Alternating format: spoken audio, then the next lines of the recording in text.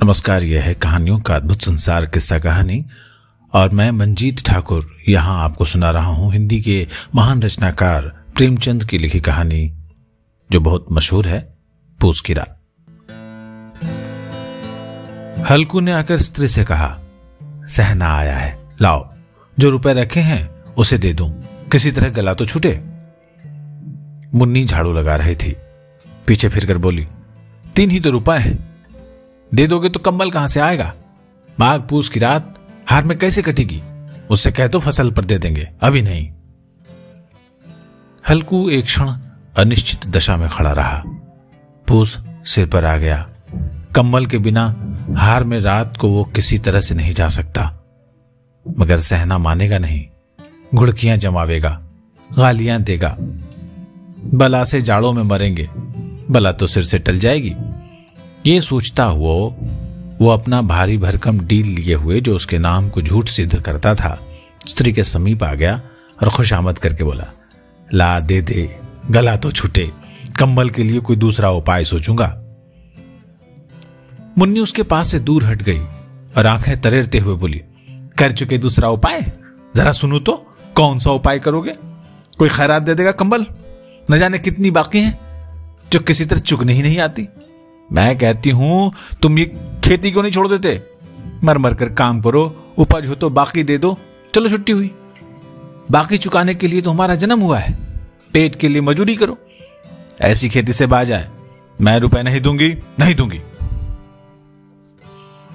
हल्कू उदास होकर बोला, तो क्या गाली खाऊं? मुन्ने तड़प कर कहा, गाली क्यों देगा? क्या उसका राज है? मगर यह कहने के साथ ही उसकी तनी हुई भौहें ढीली पड़ गईं। हल्कू के उस वाक्य में जो कठोर सत्य था वो मानो एक भीषण जंतु की भांति उसे घूर रहा था। उसने जाकर आले पर से रुपए निकाले और लाकर हल्कू के हाथ पर रख दिए। फिर बोली, तुम छोड़ दो अब किसे खेती। मजूरी में सुख से एक रोटी तो खाने को मिलेगी, किसी की धौंस तो नहीं रहेगी। अच्छी खेती है, मजूरी करके लाओ, वो भी उसी में झोंक दो, उस पर धौंस। हल्कू ने रुपए लिए और इस तरह बाहर चला मानो अपना हृदय निकाल कर देने जा रहा हो। उसने मजूरी से एक एक पैसा काट कपट कर 3 रुपए कम्बल के लिए जमा किए थे। वो आज निकले जा रहे थे। एक एक पग के साथ उसका मस्तक अपनी दीनता के भार से दबा जा रहा था।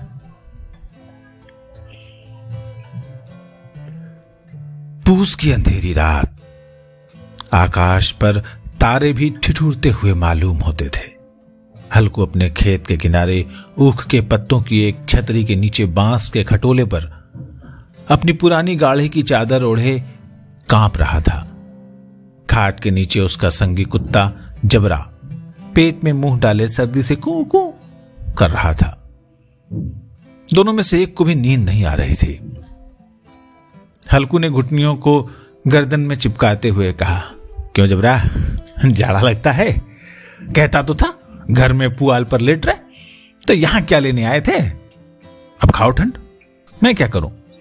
जानते थे मैं यहां हलवा पूरी खाने आ रहा हूं, दौड़े दौड़े आगे आगे चले आए। अब रो नानी के नाम को। जबरा ने पड़े पड़े दुम हिलाए और अपनी कूकू को दीर्घ बनाता हुआ एक बार जमाए लेकर चुप हो गया। उसकी श्वान बुद्धि ने शायद ताड़ लिया कि स्वामी को मेरी कूकू से नींद नहीं आ रही है। हल्कू ने हाथ निकालकर जबरा की ठंडी पीठ सहलाते हुए कहा, कल से मत आना मेरे साथ, नहीं तो ठंडे हो जाओगे। यह राण पछुआ न जाने कहां से बर्फ लिए आ रही है। उठूं, फिर एक चिलम भरूं, किसी तरह रात तो कटे। 8 चिलम तो पी चुका। ये खेती का मजा है। और एक एक भगवान ऐसे बड़े हैं जिनके पास जाड़ा जाए तो गर्मी से घबरा कर भागे। मोटे मोटे गद्दे, लिहाफ, कंबल, मजाल है जाड़े का गुजर हो जाए। तकदीर की खूबी, मजूरी हम करें, मजा दूसरे लूटे। हल्कू उठा, गड्ढे में से जरा सी आग निकालकर चिलम भरी। जबरा भी उठ बैठा। हल्कू ने चिलम पीते हुए कहा, पिएगा चिलम? जाड़ा तो क्या जाता है, बस जरा मन बदल जाता है। जबरा ने उसके मुंह की ओर प्रेम से छलकती हुई आंखों से देखा। हल्कू ने कहा, आज और जाड़ा खा ले, कल से मैं यहां पुआल बिछा दूंगा, उसी में घुसकर बैठना, तब जाड़ा नहीं लगेगा। जबरा ने अपने पंजे उसकी घुटनियों पर रख दिए और उसके मुंह के पास अपना मुंह ले गया। हल्कू को उसकी गर्म सांस महसूस हुई। चिलम पीकर हल्कू फिर लेटा और निश्चय करके लेटा कि चाहे कुछ हो अब की बार सो जाऊंगा। पर एक ही क्षण में उसके हृदय में कंपन होने लगा। कभी इस करवट लेटता, कभी उस करवट, पर जाड़ा किसी पिशाच की भांति उसकी छाती को दबाए हुए था। जब किसी तरह रहा नहीं गया तो उसने जबरा को धीरे से उठाया और उसके सिर को थपथपाकर उसे अपनी गोद में सुला लिया। कुत्ते की देह से जाने कैसी दुर्गंध आ रही थी, पर वो उसे अपनी गोद में चिपटाए हुए ऐसे सुख का अनुभव कर रहा था जो इधर महीनों से उसे नहीं मिला था। जबरा शायद ये समझ रहा था कि स्वर्ग यही है, और हल्कू की पवित्र आत्मा में तो उस कुत्ते के प्रति घृणा की गंध तक नहीं थी। अपने किसी अभिन्न मित्र या भाई को वो इतनी ही तत्परता से गले लगाता। वो अपनी दीनता से आहत नहीं था जिसने आज उसे इस दशा में पहुंचा दिया था। नहीं, इस अनोखी मैत्री ने जैसे उसकी आत्मा के सब द्वार खोल दिए थे और उनका एक एक अणु प्रकाश से चमक रहा था। सहसा जबरा ने किसी जानवर की आहट पाई।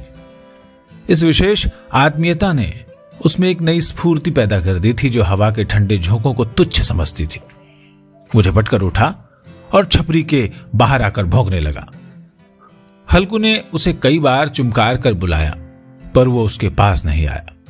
हार में चारों तरफ दौड़ दौड़ कर भौंकता रहा। एक क्षण के लिए आ भी जाता तो तुरंत फिर दौड़ता। कर्तव्य उसके हृदय में अरमान की भांति उछल रहा था। 1 घंटा और गुजर गया।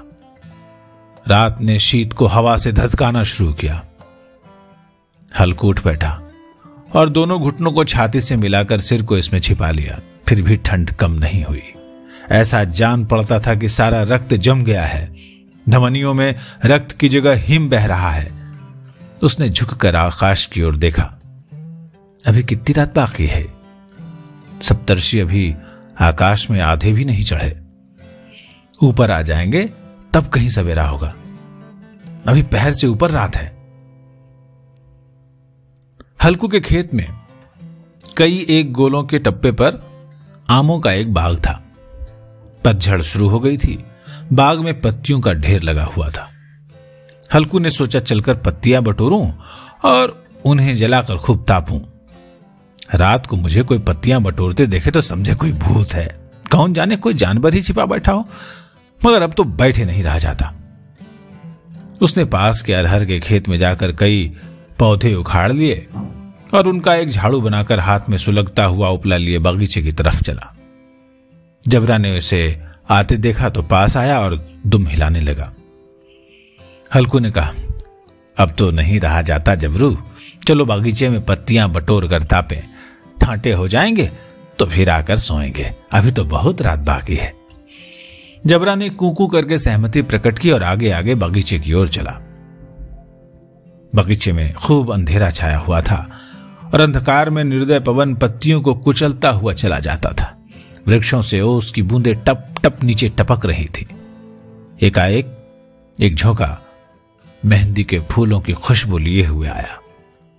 हल्कू ने कहा, कैसी अच्छी महक आई जबरू, तुम्हारी नाक में भी तो सुगंध आ रही है। जबरा को कहीं जमीन पर एक हड्डी पड़ी मिल गई थी, वो उसे चिचोड़ रहा था।